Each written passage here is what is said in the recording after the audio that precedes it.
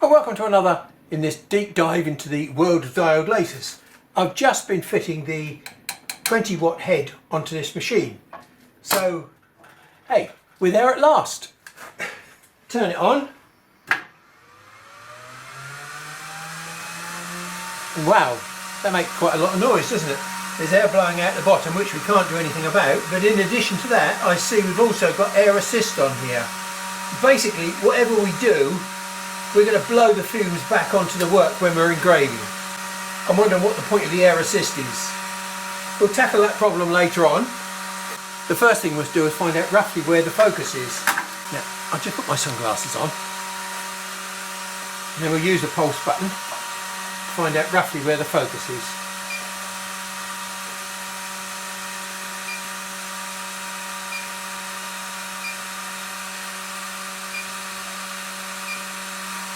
Eight or 10 millimeters below the nozzle. So as we found out on the other heads, there's a big difference between the focus for a soft material like wood and a hard material like slate or anodized aluminium. We'll start off with the wood product, the cardboard, and we'll start off at about, say, 12 millimeters. It's quite a small dot, 11 millimeters. I think that's a bigger dot. So we better go the other way. 13 millimeters. My guess at 12 millimeters is actually the smallest dot of those three. With a little bit of persuasion, this nozzle is loose. What can we see up inside there? The answer is not a lot, just a very small lens, a very, very small lens. Well, we're now in the office to have a look at that lens under the microscope, because I don't know whether you spotted it, but there was a small white spot in the middle of the lens. And I decided I'd look at that a little bit closer. And here it is. Now, that's a little bit worrying, because it looks as though there's some sort of bubbling in there and maybe some cracks.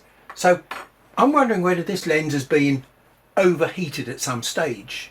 If I put something white behind the lens, I think you can see quite clearly now several different things. First of all, we've got a whole load of crud, and we've also got this, look, cracks that run away from here, this central spot. I got this from Cloudray. Before they started selling this equipment, they obviously had some evaluation stuff in which they were able to test and make sure that it worked okay. So although these diode lasers are not available on the normal main Cloudray website, if you go to the Cloudray shop on AliExpress, you'll find these three diode laser heads that I've got are available for sale. This is not a problem of my making, because I've hardly used it, and I certainly haven't had the opportunity to put any of this crud on here yet.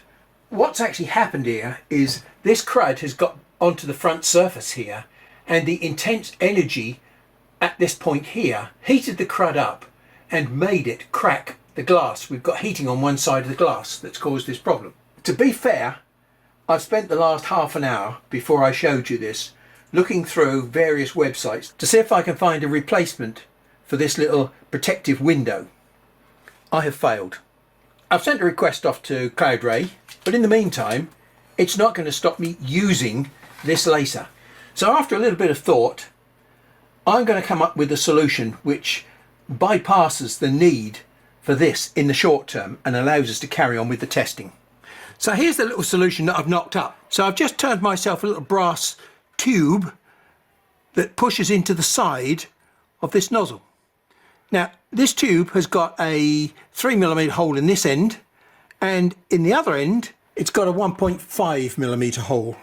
When I connect my air assist tube, I'm going to blow a jet of air across the front of the laser beam. Well, there's a hole there now where that window was, and I don't want the fumes to get up into the main lens area.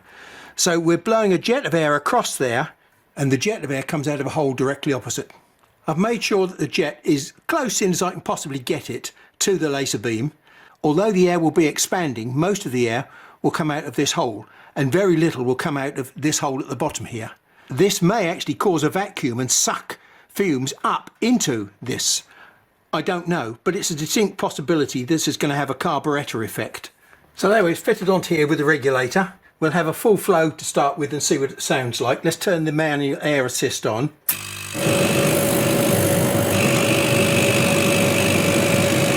So that seems to be doing a great job blowing the air straight out of my hand. A lot of the tests that I'm going to carry out you've seen me do before. So all we need to do is look at the results so that we compare the difference between these heads. Well, here's the beam, and it's not dissimilar to the other diode beams in that they're using the central, almost axial part of a lens to make sure that there's virtually no focal point. I mean, there is a focal point there, but it is spread over such a large zone. There may be a point of maximum intensity which seems to change from material to material, but in general this is not much different to the 10-watt laser. All they seem to be doing is forcing more and more watts down the same basic shape of tube. If you force more watts or intensity down the same light tube, the intensity becomes significantly greater in that light tube and you're able to do more damage with it. Now, as usual, you don't need to see me doing all these things. You're mainly interested in the results. That's the smallest spot just there, which could be the focal point. Look, there's a huge range here over which the dot is very, very small. It does tend to confirm the shape of the beam that we've just seen. Very long and thin. Now, I know the 10-watt looked like that, but in reality it didn't give results like this. Now we're going to look at these under the microscope to see a little bit clearer, because there are some rather odd things happening just up here closest to the head. Now with this 4-diode laser system, I would expect that all 4 laser sources are aligned so that they hit the lens at a coincidental spot. When I look at the beam just below the body of the head, and they're looking a bit strange. They're just the beginning of a circle. Now I don't know why that is, whether or not they're not lined up through the lens properly, but as we progress you'll see that things get quite interesting. So we've got white here, which is actually cellulose that's been evaporated away, and we see as we get further in, further away from the lens, we've got again evaporation and lots of carbon. But I think we've just got a hole in the middle here, and the reason I say that is because I've got a piece of pink paper underneath this hole, and if we change the magnification on that one, we've got carbon around the outside here, but we've still got some clear cellulose in here, and as we go down into the hole, can we find the back?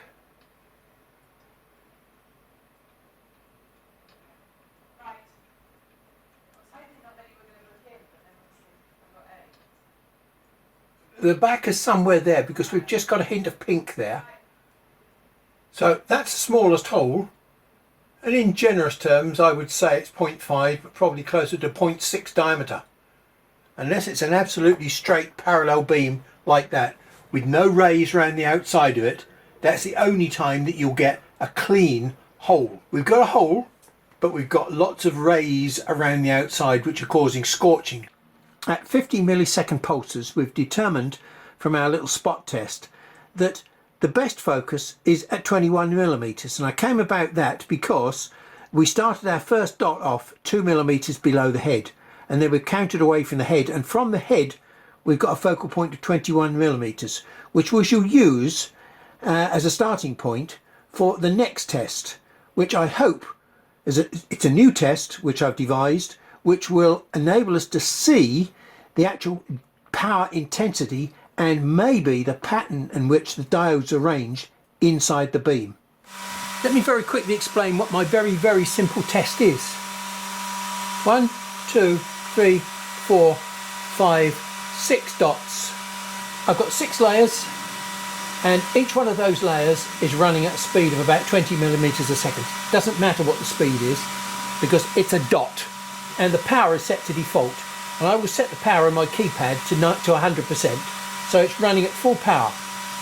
And over here what we've got a dot time in milliseconds. The first one is 10 milliseconds, the second one is 20, 40, 60, 80, up to 100 milliseconds. So we start off with 21 millimeters distance below the head, and we run this test. Okay, so blink and you'll miss this. So there's our 6 dots, all done at the same focus, all done at the same power. The only thing that's different is the exposure time, but they're not all the same size. So again, this completely puts into perspective the myth about a spot size. What is a spot size? An interesting question that you really ought to ask the manufacturer of these laces, because I've not been able to get an answer. Before we look at these results under the microscope, to understand what you're looking at, there's a little bit of engineering science that you need to understand before we even start. Anybody with some engineering hands-on experience with steels, with heating steels, making tools, etc. like that, will understand exactly what this chart is. This is a colour chart that shows the way in which polished steel will change colour as it gets hotter and hotter and hotter. So here we've got the temperature in degrees centigrade, 210, 260, 300, and this chart here purports to do the same in the other direction.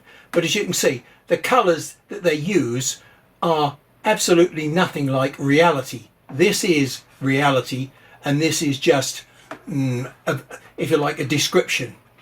Now the only time where it starts to get sensible is around about here, where it says black, red, stroke, red, grey, which is off the top of this scale here, because after dark green it starts to go black here before it starts to go various shades of red, orange, up to yellow and white hot. That's molten steel, white hot. That's all we're interested in at the moment. We may well be going up into this black region here, where, you know, where we know that we've actually overheated the steel beyond any of these temperatures here, and we're probably up to somewhere region of about 500 degrees C. 500 degrees C? Is that possible? Well, these colours do not lie, and you will see for yourself what the profile of the beam is when we start examining it in relation to these colours. How do these colours come about? How do we know exactly what these temperatures are? Well, there's an interesting property associated with steel. If you start off with it in its polished condition like this, then if it's not stainless steel, just ordinary iron or steel, then it will absorb some oxygen and also water, and it will produce an iron oxide, which you would recognise as rust. Okay, but if you don't let it get that far, you just start off with nice clean steel, polished steel, and then you start subjecting it to some heat, just a small amount of gentle heat to start with. It'll turn these colours gradually, straw, and then as you get more and more heat, so the colour changes.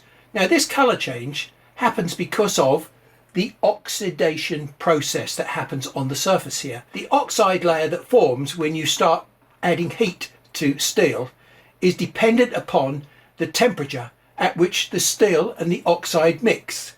As the steel gets hotter, so the oxide layer gets thicker and thicker and thicker as the temperature gets higher and higher. Why does it change colour? Well, it's a very interesting process. Now, I'm not going to go into the science of thin film interference because it involves colour theory and all sorts of things. You'd have to do a lot of reading to understand it. You've got white light shining on the surface of the steel, which is here, and then you've got a film of oxide, which is here. Now, bouncing off the surface of the oxide, you get one of the reflected waves of light. And then passing through the nearly invisible film, you've got another light ray which hits the bottom surface, which is the steel, and that then reflects upwards, out of position and out of phase with the first reflected light wave. And the consequence is that you get either additive or subtractive interference patterns that occur. And it's those interference patterns that create different colours. And the different colours directly tell you what the thickness of the oxide film is. And the thickness of the oxide film is dependent upon the temperature of the metal. So from the colours, we can read the temperature that's at the metal surface. Okay, so hopefully now you can understand why I've explained to you about the tempering colours. Because look, here is our spot, our 10 millisecond burn at 20 watts of power, optical power. Now, two things you will notice about this. First of all, we've got low temperature gradually going to higher temperature, to a higher temperature, because it's nearly white here, and then all of a sudden it drops back to a yellow, and brown, and mauve, and blue, and then to black. So black at the centre here is the real power. And it may well be that even here, and you'll notice we've got two pits here. Now that would mean that we've got two sources of very, very high intensity light. So this beam is not really focused to one point at the moment. It's on 2 points. Now the question is, does that mean that we've got the same situation with these 4 diodes? With the 2 5-watt diodes, they were angled like this to each other, so that the point of intensity focus was not the same as the focus of the lens that it was passing through. There was a point where the rays coincided to make a very high 5-watt plus 5-watt intensity point. If that's the case here, then that means that this beam is not in focus for this material. It appeared to be in focus for the cardboard when we did the test earlier. We determined that 21mm was the best focus. So, several things we can see from here. Number one, well, it's not round, but what does that mean? Does that mean to say we've got 1, 2 elliptical beams, which it certainly appears to be, because look, we've got a point of intensity here, and we've got a point of intensity here. So we appear to have 2 beams. So there we have a 0.1 scale, and you can see that that dot, it might be 0.1 intensity in the black zone at the centre, but the beam is at least 0.2. That's at 10 milliseconds. So what happens if we start going up in exposure time? That's an interesting observation that we can see there. Can you see these bubbles on the surface here? Now, you don't get bubbles unless something is boiling.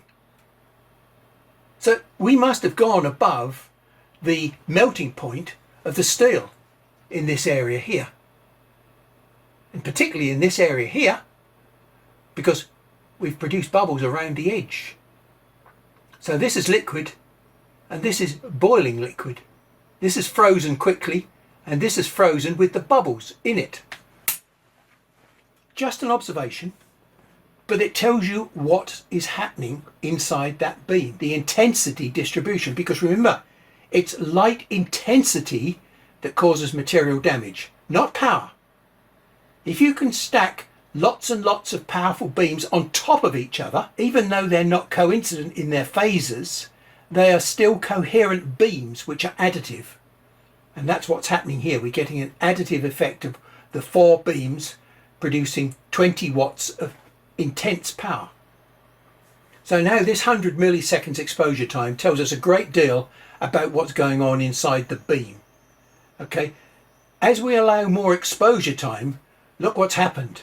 We've got a bigger and bigger ring of low power. If the exposure time is short, this doesn't have a chance to heat up around here. But because we've got a longer exposure time, the beam appears to be getting bigger. It was always that big, but it just didn't have enough time to do that amount of heating to the metal around. We've got this high, back to low, back to high again, very high black temperature, and then we've got this silver effect in here. We've really got lots of molten material in here, which is now frozen as soon as you remove the heat. And as I said to you, so much for spot size, because look, now if you want to count the brown zone on the outside, then this beam happens to be, what, 0.1, 2, 3, 4, at least 0.5, maybe 0.6 millimeters diameter. I'm going to disappear now. I'm going to run this same test, but at 3 or 4 different focuses, because I'm not sure that the focus for stainless steel is the same as the focus for card. Well, there's one of the answers. That is 17 millimeters. In other words, what I've done, I've pushed the focus 4 millimeters into the surface of the material. And what you're seeing is the energy profile of the beam that's 4 millimeters up from 21. So as we move up the beam, we've lost intensity, we've lost power, because look, there's no longer any black center. We've still got the outside fancy shape, but now we've only basically got one profile of heat. So it goes from, if you like, nothing up to something quite high, and then it stops there. It doesn't go any hotter. So if we allow it to run for 100 milliseconds out of focus, we get a central pit. But again, you'll notice it's not one pit, it's two pits. It's clearly showing that the laser beam is coming down in two peaks of power. It's not coming down as a single beam, because above the focal point it's still two beams. We tested it at 21 and we found that there were still two nearly converging beams. So let's try it at 23. 10 milliseconds at 23, we're not seeing two beams, we're seeing the convergence of one beam. We've definitely focused the power. We've got this very interesting pattern of low power, high power, back to low power, and then we've got this black burning in the middle here. And you can almost see it's like a little circular pit in the middle there, without wasting time. 10, 20. So now you can clearly see at 100 milliseconds, we've only got one burn.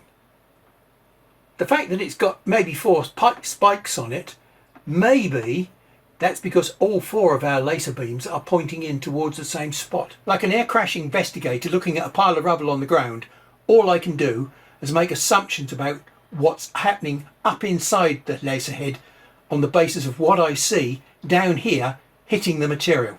The first conclusion that we can see from this is that 23 millimeters is what we need for stainless steel. 21 millimeters is what we need for cardboard. So they're not at the same focal point. And that's all to do with the, what I call the damage threshold of each material. I wonder how that compares to the 10 watt laser, because I didn't do this test on the 10 watt laser. 2 or 3 minutes of screw fixing and we've brought our dearly beloved friend back to life again. So there's a huge difference between the two focal points, and we've run the same pattern again.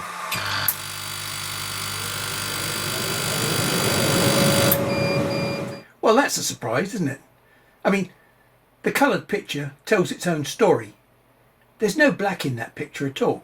So there's no very high power at the centre of the beam. The intensity never gets high enough to really damage stainless steel. So I think we can put the 10 watt laser to bed and say, yes, it's good for certain things, but high intensity marking metal might not be one of them. Well, no matter what the manufacturer says about spot size and shape of beam, the shape is what it is there. It can never be rectangular or circular, because that's what is actually happening at the surface of the material. And what we'll do, we'll test the cutting ability of this beam in the next session and see how good is it cutting thick material and also maybe some very thin material like veneer. I mean, there should be bags of power now to cut paper or thin card. We'll give them all a try next time. So thanks for your patience, and I'll catch up with you in the next session.